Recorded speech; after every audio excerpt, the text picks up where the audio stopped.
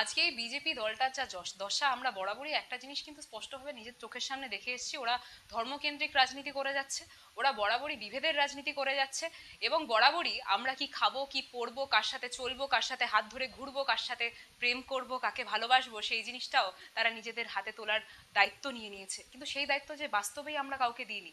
আজকে যে ইয়াং জেনারেশনরা রয়েছে তারা একটু ভালোবাসবে না তো কখন ভালোবাসবে বলুন তো? এবং সেটার স্পষ্ট সাপোর্ট আমরা করছি।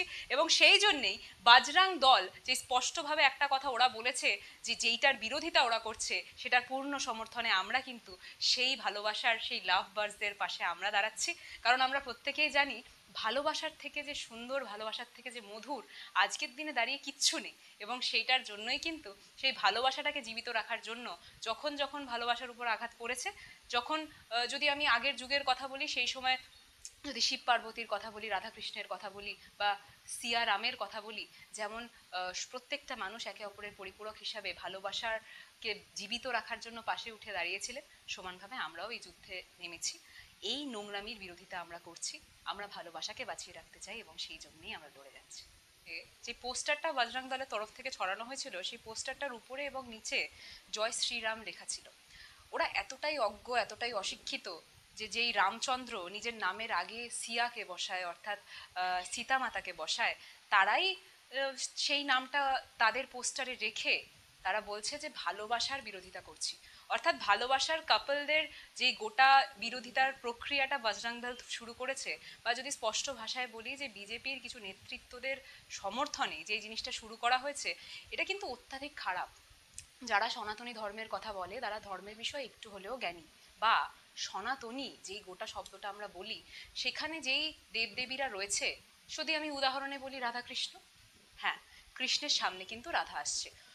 স্পষ্টভাবে যদি বলতে পারি, আমরা প্রত্যেকেই জানি যে শিব পার্বতীর যেই কথাটা, আমরা এই স্লোগানটা, বা এই যখন ভগবানকে প্রত্যেকেই আমরা ডেকেছি, তখন কিন্তু আমরা প্রত্যেকেই শুনেছি যে নমঃ পার্বতী পতে, হর হর মহাদেব।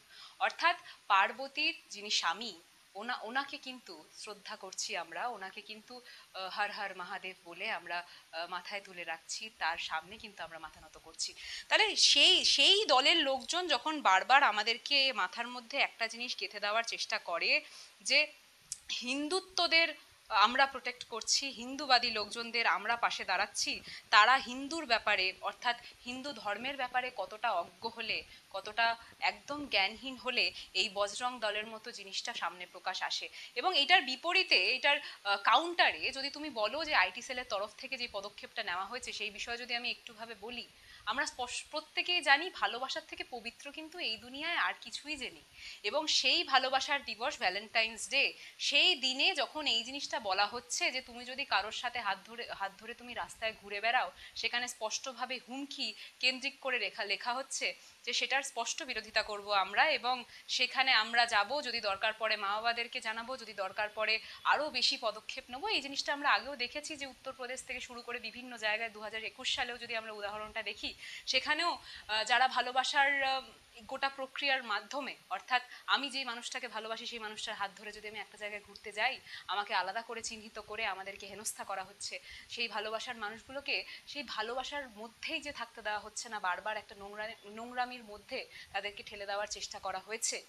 সেটা কিন্তু আমরা ডাবল ইঞ্জিন সরকার যেই যেই জায়গায় রয়েছে সেই সব জায়গাগুলোতে দেখেছি।